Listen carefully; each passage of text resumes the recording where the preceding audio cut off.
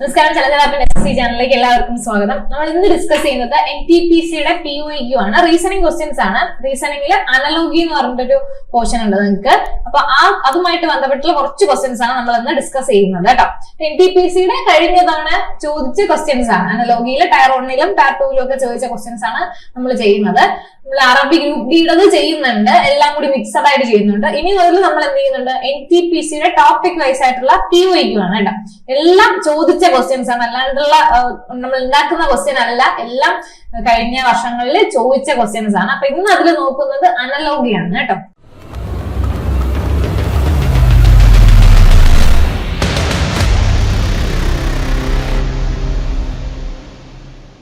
അപ്പോ അനലോഗി എന്ന് പറഞ്ഞാല് നമ്പർ അനലോഗി ഉണ്ട്, വേർഡ്സ് ലെറ്റർ അനലോഗി ഉണ്ട്, അല്ലാണ്ട് വേർഡ്സ് അനലോഗി ഉണ്ടാവും. അങ്ങനെയാണ് സാധാരണ ചോദിക്കുക. അനലോഗി ചോദിക്കുന്നത് ഇപ്പൊ ക്വസ്റ്റ്യൻ എന്ന് പറയുമ്പോൾ ഇങ്ങനത്തെ ക്വസ്റ്റ്യൻ ആയിരിക്കും.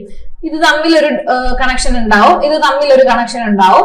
അതുപോലെ ഇനി ഇത് തമ്മിലുള്ള ഒരു കണക്ഷൻ ഉള്ള ഒരു സാധനം നമ്മൾ എന്ത് ചെയ്യണം, കണ്ടുപിടിക്കണം. അതായിരിക്കും അനലോഗി. വേർഡ്സ് ആണെങ്കിലും അങ്ങനെ ആയിരിക്കും, ലെറ്റേഴ്സ് അനലോഗി, അങ്ങനെ 3 തരത്തിലാണ് നമുക്ക് അനലോഗി കൂടുതലായിട്ടും NTPCക്ക് ചോദിക്കുന്നത് കേട്ടോ.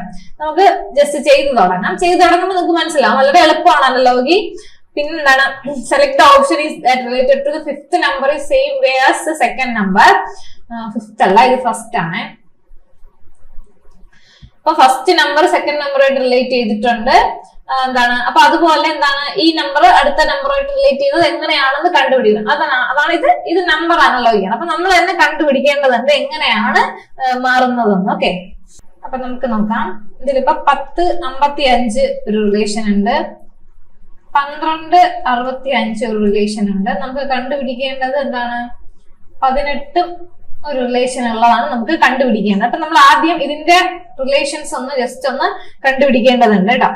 10ഉം 55ഉം പെട്ടെന്ന് തന്നെ നമുക്ക് കിട്ടും. ജസ്റ്റ് ഒന്ന് മൾട്ടിപ്ലൈ എന്തെങ്കിലും ചെയ്യുമ്പോൾ നമുക്ക് കിട്ടും. അപ്പൊ 10 × 50 എന്താണ്, 10 × 5 എന്താണ്, 50 ആണ്. +5 ആണ് 55. അപ്പൊ ഇത് ഇപ്പുറത്തതില് ആപ്ലിക്കബിൾ ആണോ എന്ന് നമ്മളൊന്ന് ചെക്ക് ചെയ്യുക. 12 × 5 എത്രയാണ്, 60 ആണ്. +5 65 അല്ലെ.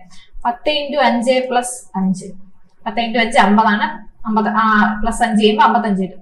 12 × 5 എന്ന് പറയുന്നത് എത്രയാണ്, 60 ആണ്. +5 65 കിട്ടും. അതുപോലെ 18 × 5 + 5 90 + 5 95 ആണ് ആൻസർ.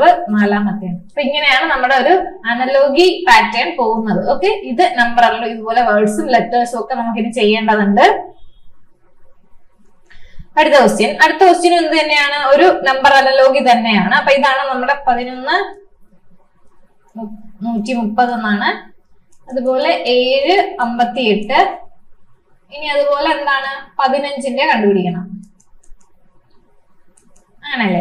അപ്പൊ ആദ്യം ഈ 11ഉം 130ഉം തമ്മിലുള്ള ഒരു ബന്ധം നമ്മൾ കണ്ടുപിടിക്കണം. അപ്പൊ നമുക്ക് 11ന്റെ സ്ക്വയർ എടുക്കുവാണെങ്കിൽ 11 സ്ക്വയർ 121 ആണ് അല്ലെ. 121 + 9. അപ്പൊ എന്ത് കിട്ടും? ഇതൊക്കെ നമ്മൾ ഓരോ രീതിയിലും ചെയ്തു നോക്കിയാൽ മാത്രമേ ഇത് കിട്ടുള്ളൂ കേട്ടോ.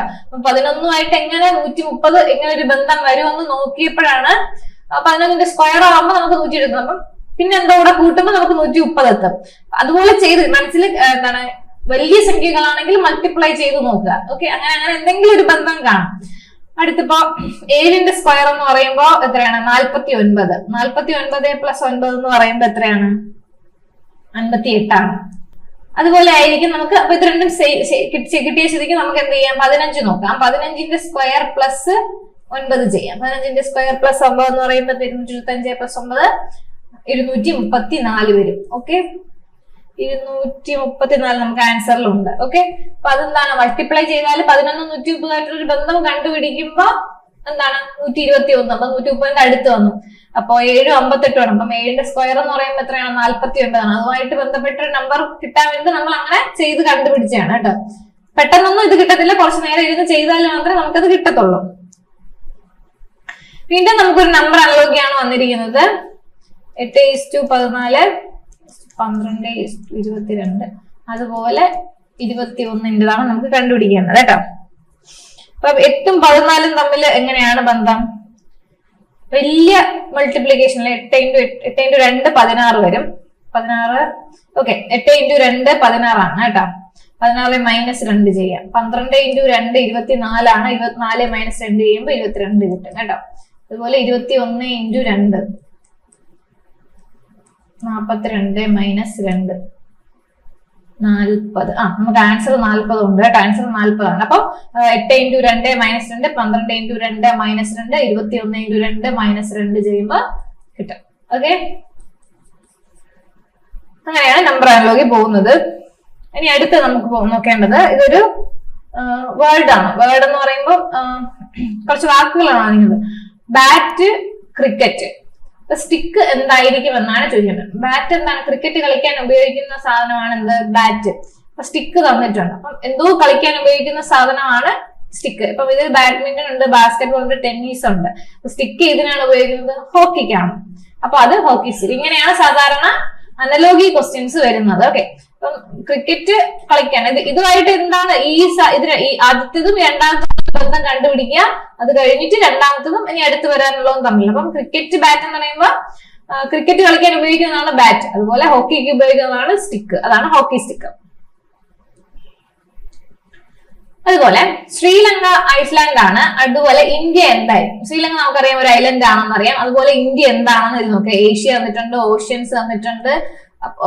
പ്ലേറ്റും അല്ല, പെനിസുലയാണ്. അപ്പൊ ഇന്ത്യ എന്താണ്? പെനിസുലയാണെന്ന് നമുക്കറിയാം. അതുപോലെ കിലോഗ്രാം മാസ് ആണ്. അപ്പൊ കിലോമീറ്റർ എന്തായിരിക്കും?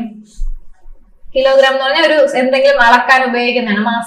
മാസിന്റെ എന്താണ് ഗ്രാം. അപ്പൊ കിലോഗ്രാം എന്ന് പറയില്ല, ഇത്ര ഇതെന്ന് പറയും. അപ്പൊ കിലോമീറ്റർ എന്തിനെയാണ് സൂചിപ്പിക്കുന്നത്? ഇത്ര നീളത്തിനെയാണ് ഇത്ര കിലോമീറ്റർ എന്ന് പറയുന്നത് അല്ലെ. അപ്പൊ അതിൽ സ്പീഡ് പറഞ്ഞിട്ടുണ്ട്, ഫോഴ്സ്, ടൈം, ലെങ്ത് പറഞ്ഞിട്ടുണ്ട്. അപ്പം ലെങ്തിനെ ആയിരിക്കും എന്ത് പറയുന്നത്? കിലോമീറ്റർ എന്ന് പറയുന്നത്. മാസിനെ എന്ത് പറയുന്നു? കിലോഗ്രാം എന്ന് പറയുവാണെങ്കിൽ ലെങ്തിനെ എന്ത് പറയും?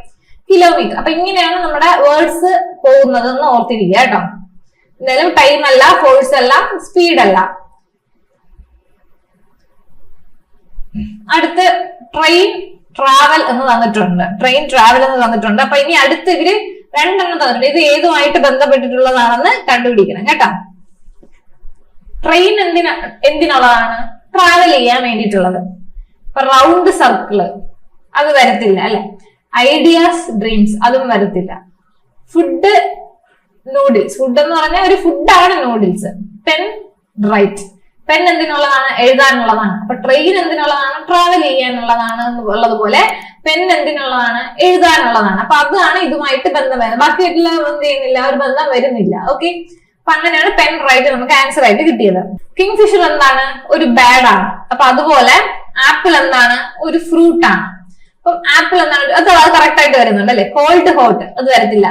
ഫാറ്റ് ബോഡി അല്ല, ഫാറ്റ് ബോഡിയിലുള്ളതാണ്. ഫർ കാറ്റ് അതും വരത്തില്ല. അപ്പൊ കിങ് ഫിഷർ എന്ന് പറയുന്നത് ഒരു ബാഡ് ആണ്. അതുപോലെ ആപ്പിൾ എന്ന് പറയുന്നത് എന്താണ്? ഒരു ഫ്രൂട്ട് ആണ്. അപ്പൊ ഇതാണ് കറക്റ്റ് ആയിട്ട് നമുക്ക് ആൻസർ വരുന്നത്. അടുത്ത് ക്ലോക്ക്, ടൈം. ക്ലോക്കിൽ എന്താണ് കാണിക്കുന്നത്? നമ്മുടെ ടൈം ആണ് കാണിക്കുന്നത്. അതുപോലെ തെർമോമീറ്ററിൽ എന്തായിരിക്കും കാണിക്കുന്നത്? ഫിവർ ആണോ കാണിക്കുന്നത്? അല്ല. വെതർ അല്ല, ടെമ്പറേച്ചർ ആണ് കാണിക്കുന്നത്.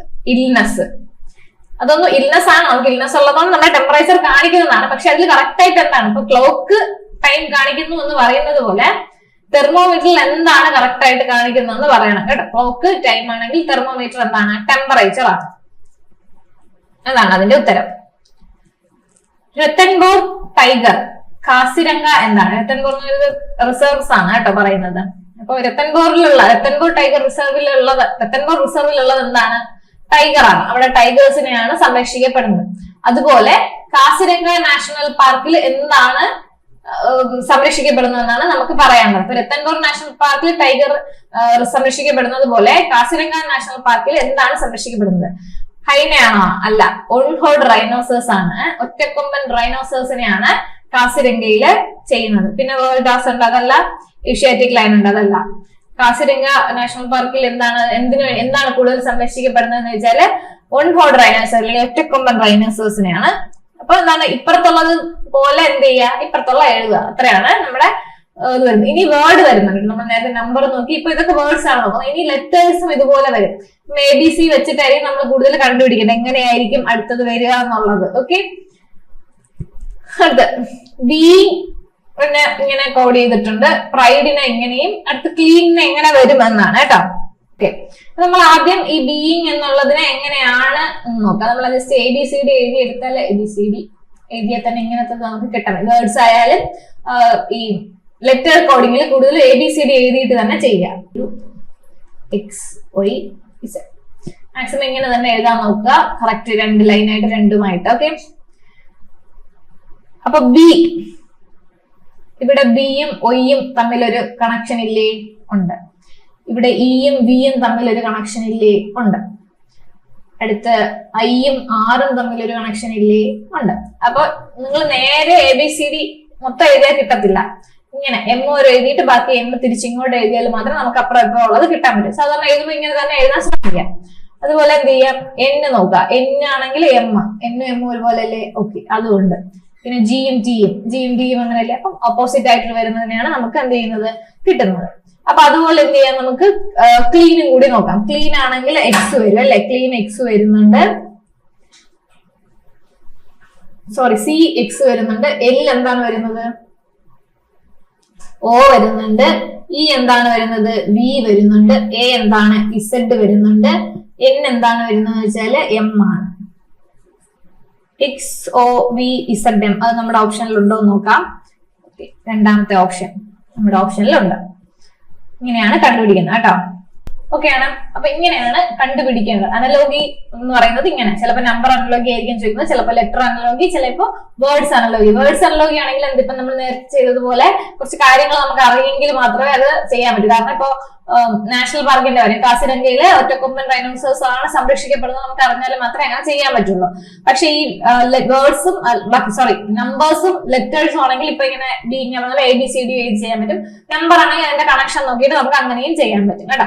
അപ്പൊ അനലോഗി ഒരുപാട് ചോദിക്കാറുണ്ട്, പക്ഷെ ഇമ്പോർട്ടന്റ് ആണ്, പക്ഷെ എന്താണ്, എളുപ്പമാണ്.